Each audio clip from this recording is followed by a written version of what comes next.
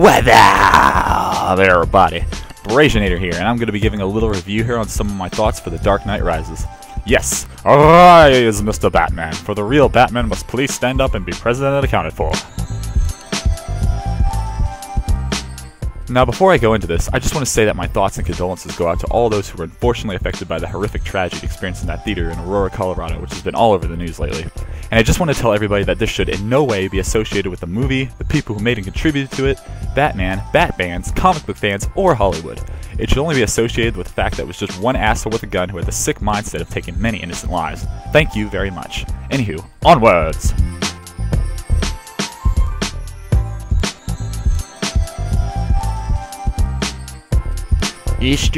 Mystery.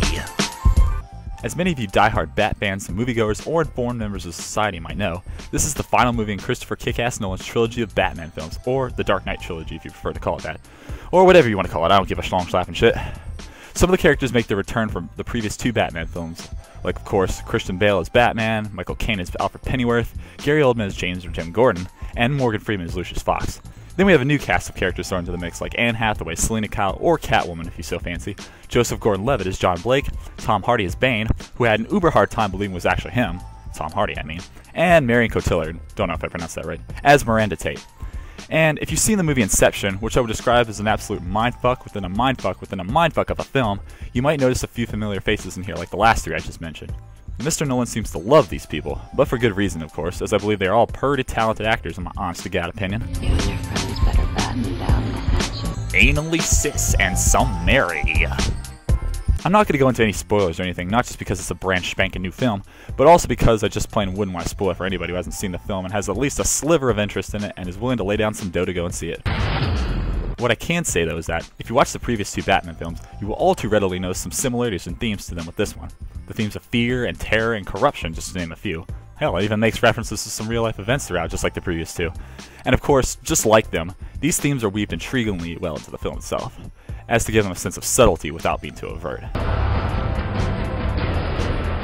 not afraid. I'm angry.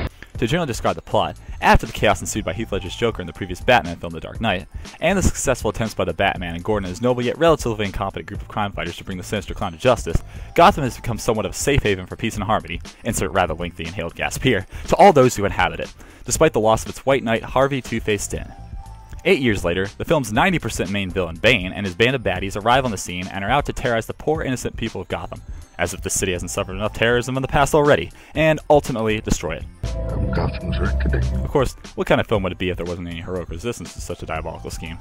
And of course, that's where Christian Bale, Batman, comes into play after these past 8 years of hiding, to save the city of pretty much poor and helpless Gotham. Remember where you parked?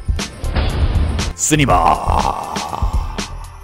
The visuals in this film I thought were very well done. The lighting and colors of each scene seem to really fit the tone of what's going on.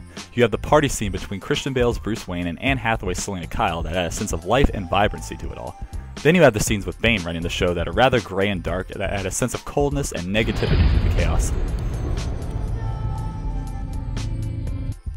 Another thing I noticed about the film was how well choreographed the fight scenes were, perhaps even more so than previous Batman films, particularly the previous two Nolan installments.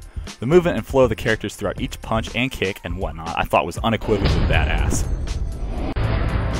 And of course, one last thing I feel I should comment on is the soundtrack, as I felt the music throughout the film seemed to suit the general mood of each scene perfectly and managed to pull the viewer into the moment. Flow. And organization.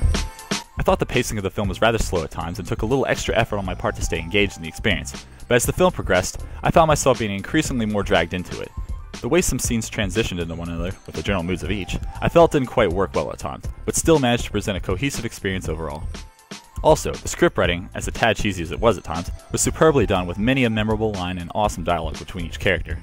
Must have lost my ticket. Your wife said you were taking a cab home. My wife?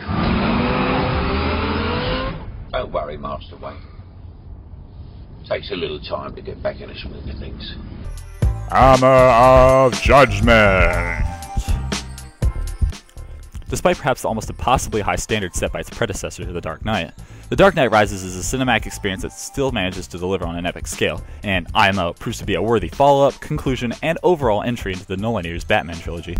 Once again, the Batman series has gotten another successful Nolanoscopy with a solid 8.5 out of 10.